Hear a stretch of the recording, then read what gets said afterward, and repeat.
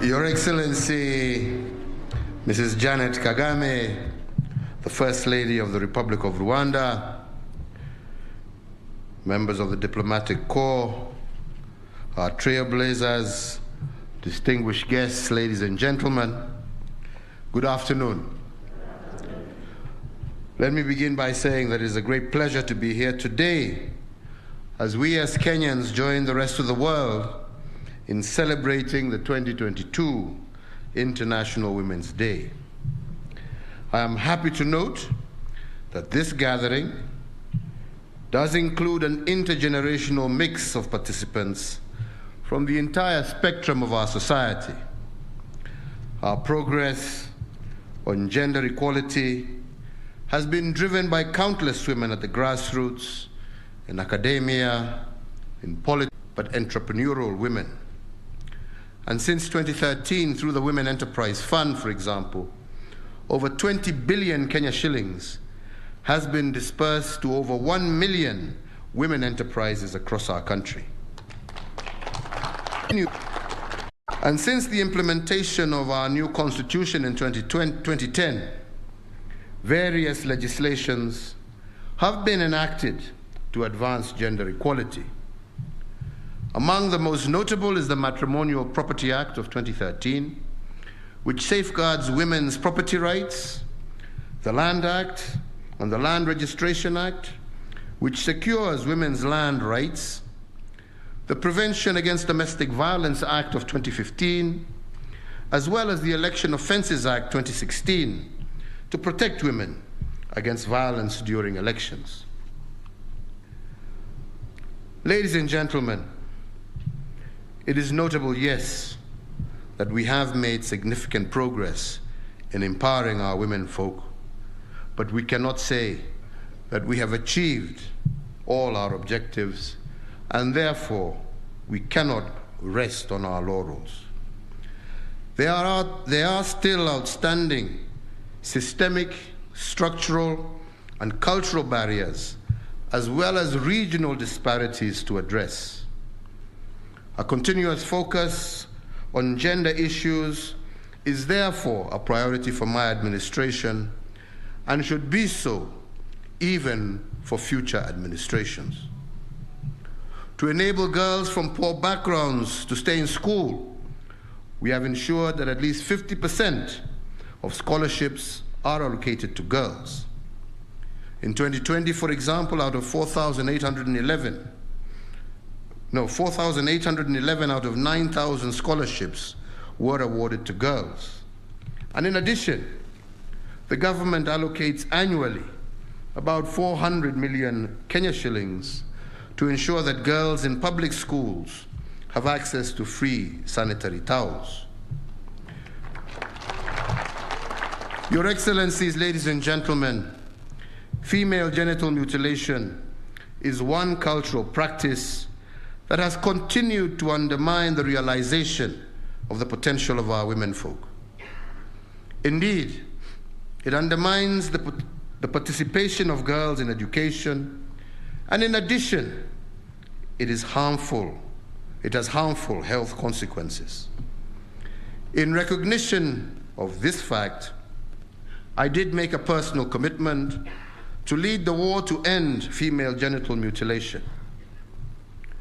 I'm pleased to inform this gathering on the progress that we have made to curb this harmful practice, and I want to applaud cultural as well as religious leaders, especially from the Borana, Samburu, and Pokot communities, who have made bold public declarations to eliminate FGM and child marriages. And I note in particular the Kisima Declaration in Samburu, which I personally witnessed.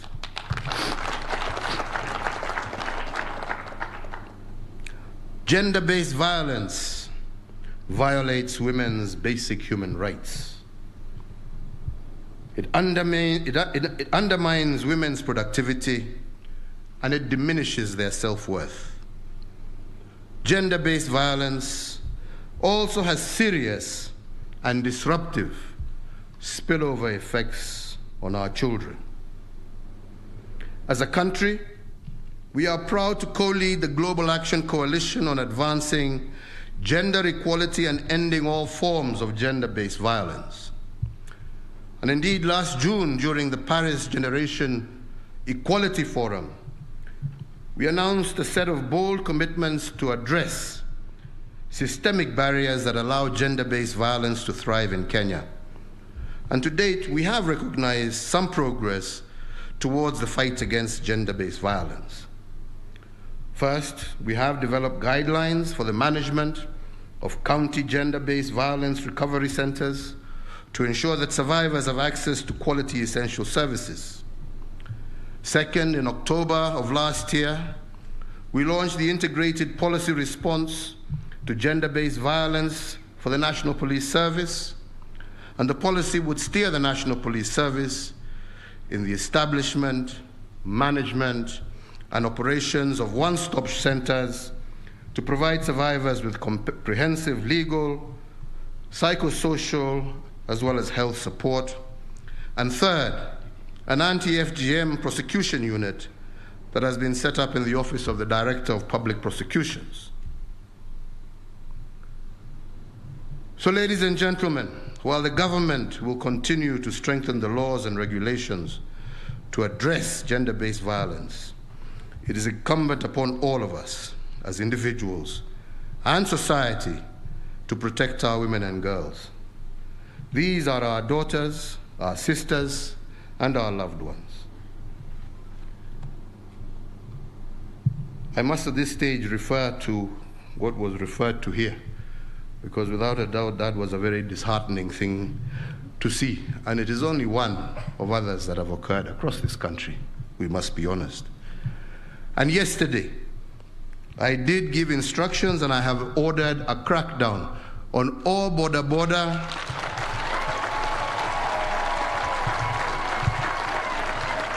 operators starting here in Nairobi and moving across the country.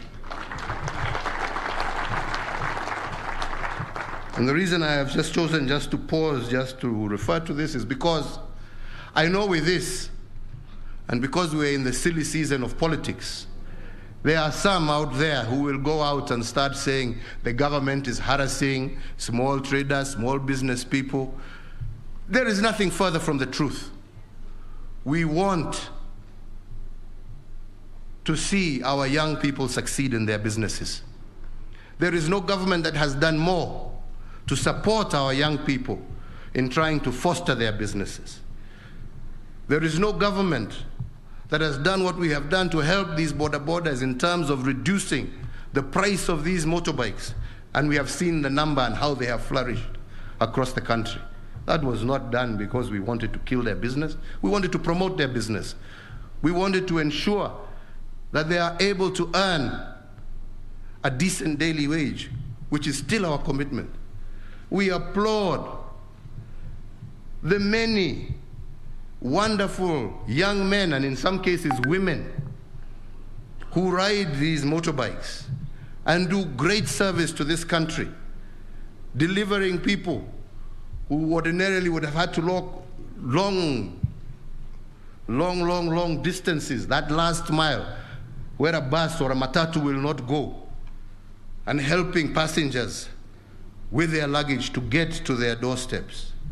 We know the great work that they are doing in terms of helping us achieve a truly digital economy through delivery of goods across our country using borders, actually really boosting our digital economy. We have heard of many heroic stories of young men who have come to the rescue of women and people in distress voluntarily and returning even goods that people have left behind. This we cherish, we love, and we want to support, and we shall continue to support. But friends, that is not a license for you and your motorbike to harass pedestrians by driving on pedestrian walkways and chasing them back off onto the road. It's not a license. that allows for a border to be used to do drive-by shootings or to break vehicles' windows and harass motorists along the road. And most definitely, it is not a license for you to strip and remove dignity from our women. No. No. We want to work together with you. We want to help your business prosper. But you must also do your bit, kwa sababu wateja wenu ni hawa wakina mama. Watakuwa wateja wenu kwa njia gani ikiwa nyinyi wenyewe mnawatokosea heshima vile mumewakosea? We cannot be a society that allows that. Na mimi nauliza viongozi, tafuteni hawa wabaya katikati yenu muwaondoe. We are going to re-register you all again. And we must make sure. Kwa hivyo, wale wanataka kupiga siasa, wapige siasa. Sisi tunajua tunalinda maisha na mali na haswa wakina mama wa Jamhuri ya Kenya. Na tutafanya hivyo. So as I have said, I have instructed the law enforcement officers to use the instruments within the law to punish these perpetrators.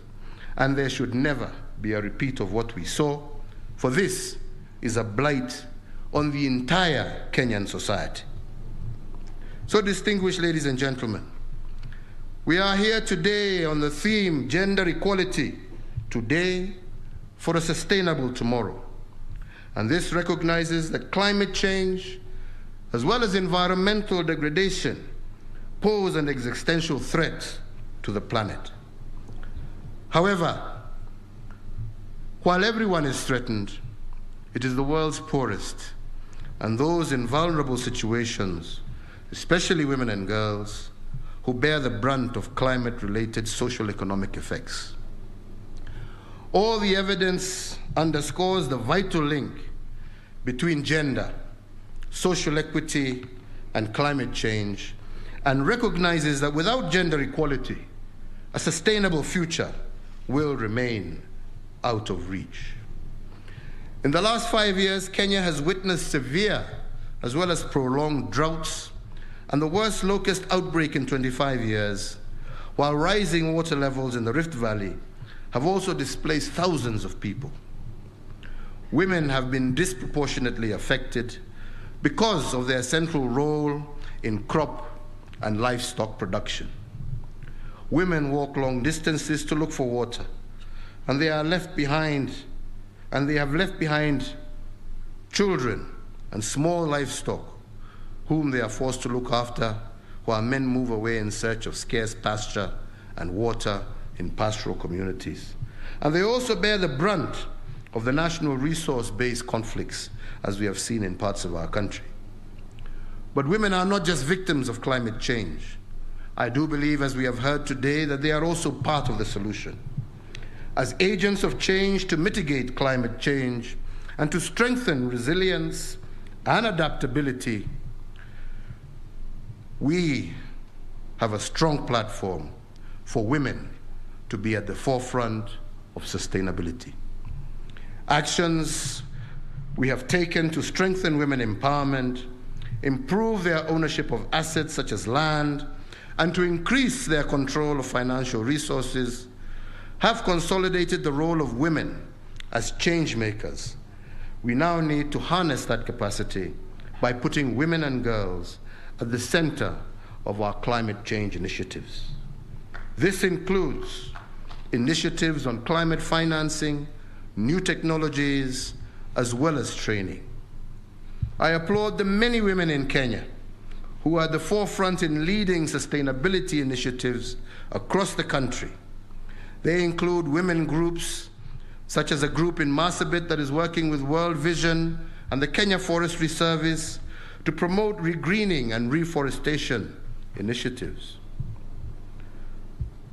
I also note a number of people who have also key executives, such as Rebecca Miano, a leader in the generation of renewable energy, as well as innovators such as Nora Magero, the founder and CEO of Drop Access, a youth led social enterprise that develops practical and affordable energy solutions. Nora has developed the VaxiBox, a portable solar-powered refrigerator that is easily mounted on a bicycle or motorbike to safely transport and store medical as well as food supplies. So to them, we give our congratulations as we encourage more of our women and girls to participate in climate change activities. So, Your Excellencies, ladies and gentlemen, as I conclude, I would like to also recognize our women trailblazers who championed gender equality and the empowerment of women in the early years of our independence and after our independence. Their bold, tireless, and unheralded work paved the way and set the pace for the great progress we witness today on gender equality. I want to thank, through you, Margaret Kobia, not Margaret Kenyatta this time, the Department for Gender for organizing visits to these women and encouraging younger women to draw instructive lessons from these pace setters. We as a country advance when we learn from the past and use the lessons as a springboard to build a better future. In this spirit, today we shall be conferring awards to celebrate women and girls who have done exemplary work in their respective fields to promote gender equality and the empowerment of women.